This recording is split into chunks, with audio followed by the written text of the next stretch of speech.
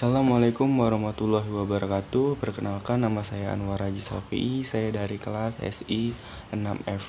Di sini saya akan menjelaskan materi 13.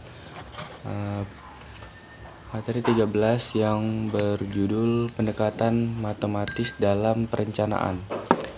Yang A. Metode transportasi dalam program linier. Jika masalah perencanaan agregat dipandang sebagai masalah alokasi kapasitas operasi untuk memenuhi permintaan yang diperkirakan, maka rencana agregat dapat dirumuskan dalam format program linier. Linear Discussion Rules LDR. Model perencanaan agregat yang berupaya untuk mengoptimalkan tingkat produksi dan tingkat jumlah tenaga kerja sepanjang periode tertentu. Model ini meminimalisasi biaya total dari biaya gaji, rekrutmen, PHK, lembur, dan persediaan melalui serangkaian kurva biaya kuadrat. Yang C. Manajemen Fulfillment Model (MCM) dikembangkan oleh E.H. Brownman yang membangun suatu model keputusan format di seputar pengalaman dan kinerja manajer. Teori yang mendasari adalah pengalaman masa lalu manajer sehingga dapat digunakan sebagai dasar menetapkan keputusan di masa depan. Teknik ini menggunakan analisa registrasi terhadap keputusan produksi yang diambil manajer di masa lalu. Yang D. Simulasi. Suatu model komputer yang dinamakan penjadwalan lewat simulasi. Pendekatan simulasi ini menggunakan prosedur pencarian kombinasi nilai dan biaya minimal untuk ukuran jumlah tenaga kerja dan tingkat produksi. Yang E. Disaggregasi. Output dari proses perencanaan agregat biaya berupa jadwal produksi untuk pengelompokan produksi berdasarkan FAMI. Misalnya untuk produsen mobil, output memberikan informasi mengenai beberapa mobil yang harus diproduksi, tetapi pada beberapa mobil yang berseri A, berseri B maupun berseri C, jadi berupa jumlah keseluruhan output yang dihasilkan tiap periode tertentu, bukan berdasarkan tipe. Sedangkan proses pemisahan rencana agregat menjadi rencana yang bisa lebih rinci disebut agregasi. Yang F. Perencanaan agregat di sektor jasa.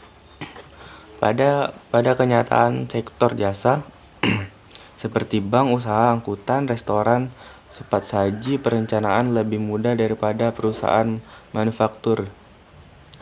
Pengendalian biaya meliputi pengendalian yang ketat atas jam kerja perusahaan jasa dapat dipastikan menghasilkan tanggapan cepat terhadap respon konsumen. Fleksibilitas keahlian bekerja perorangan pada tingkat output atau jam kerja untuk memenuhi permintaan yang sudah diperkirakan. Perencanaan agregat di sektor jasa diantaranya pada yang pertama, restoran. Pada jasa ini volume produksi tingkat tinggi, maka diarahkan pada pemuasan tingkat produksi. Penentuan ukuran jumlah tenaga kerja yang diperkerjakan, usaha pengelolaan permintaan untuk menjaga agar peralatan dan produksi tetap bekerja. Yang B. Industri pengembangan. Perencanaan agregat mencakup jadwal atau tabel atas jumlah masuk dan keluar di setiap pusat, jumlah di setiap rule, jumlah yang harus dilayani di setiap penerbangan, jumlah awak pesawat dan awak di darat yang dibutuhkan pada setiap pusat dan bandara. Yang C. Rumah sakit. Masalah yang dihadapi dalam alokasi untuk uang staf. Pelengkap untuk memenuhi permintaan pasien dan pelayanan jasa rumah sakit yang bersangkutan. Yang D. Rantai perusahaan kecil nasional. Contohnya adalah jasa fotokopi. Perencanaan pusat komputer yang mana perencanaan atas perencanaan agregat Perencanaan independen di setiap badan usaha menjadi sebuah perhatian. Output dan pembelian dapat direncanakan secara pusat apabila permintaan dapat dipengaruhi melalui promosi khusus. Pendekatan ini menguntungkan karena mengurangi biaya pembelian dan periklanan dan membantu arus kas di lokasi independen. Jasa-jasa lain seperti jasa keuangan, transportasi, komunikasi, rekreasi, pemberian output yang volume tinggi namun tidak terwujud. Untuk jasa semacam ini lebih utama pada perencanaan persyaratan sumber daya manusia. Selanjutnya, pentingnya strategi penjadwalan jangka pendek. Yang pertama, dengan penjadwalan yang efektif, perusahaan dapat menggunakan aset dan menghasilkan kapasitas investasi yang lebih besar dan sebaliknya mengurangi biaya. Yang kedua, menjadwalkan penambahan kapasitas dan stabilitas yang terkait dan memberikan waktu pengiriman yang lebih cepat. Dan dengan demikian, pelayanan kepada pelanggan menjadi lebih baik. Yang ketiga, dengan menggunakan konsep penjadwalan jangka pendek, maka keuangan kompetitif dengan pengiriman dapat diandalkan. Yang B, isu-isu penjadwalan. Penjadwalan berkaitan dengan waktu operasi. Penjadwalan di mana dengan perencanaan kapasitas yang meliputi fasilitas dan penguasaan terhadap mesin. Kemudian jadwal induk membagi rencana kasar dan membuat jadwal keseluruhan dengan output. Selanjutnya, penjadwalan jangka pendek menerjemahkan keputusan kapasitas rencana jangka menengah dalam urusan pekerjaan, menugaskan khusus terhadap karyawan, bahan baku, dan fasilitas. Selanjutnya, penjadwalan ke depan dan ke belakang. Penjadwalan ke depan melalui schedule atau jadwal segera setelah persyaratan diketahui banyak digunakan pada rumah sakit, klinik, restoran, dan rumah makan malam. Pekerjaan dilakukan atas pesanan konsumen dan segera mungkin dilakukan pengiriman. Selanjutnya, penjadwalan ke belakang dimulai dengan tanggal jatuh tempo, menjadwal operasi finansial dulu, tahap-tahap dan pekerjaan kemudian dijadwalkan pada suatu waktu. Dibalik dengan mengurangi lead time untuk tiap item akan didapatkan waktu awal. Yang digunakan di perusahaan manufaktur dan juga jasa seperti catering. Hal ini teknis seperti kerusakan mesin, masalah mutu seringkali membuat penjadwalan semakin kompleks sehingga perlu pemikiran khusus.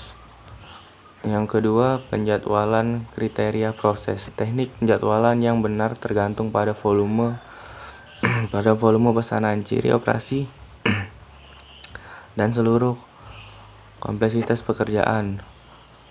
Oleh karena itu ada 4 kriteria, yaitu A. Meminimalkan waktu penyelesaian dengan cara menetapkan rata-rata waktu penyelesaian.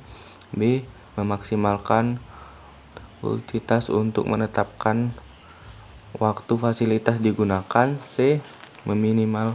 Meminimalkan persediaan barang dan proses dengan menetapkan rata-rata jumlah pekerjaan dalam sistem. D. Meminimalkan waktu tunggu konsumen dengan menetapkan rata-rata keterlambatan. 4 kriteria ini digunakan dalam industri untuk mengevaluasi kinerja penjadwalan, sehingga pendekatan penjadwalan harus jelas, mudah dimengerti, dan dilaksanakan fleksibel dan realistik.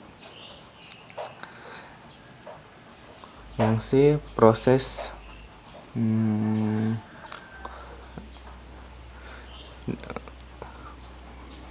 pembebanan pekerjaan di pusat pekerjaan. Pembebanan berarti penugasan pekerjaan untuk melaksanakan atau pusat pengolahan atau pusat pemrosesan. Manajer operasi menugaskan pekerjaan untuk dilakukan sehingga biaya waktu menganggur atau waktu penyelesaian harus dijaga agar tetap minimum.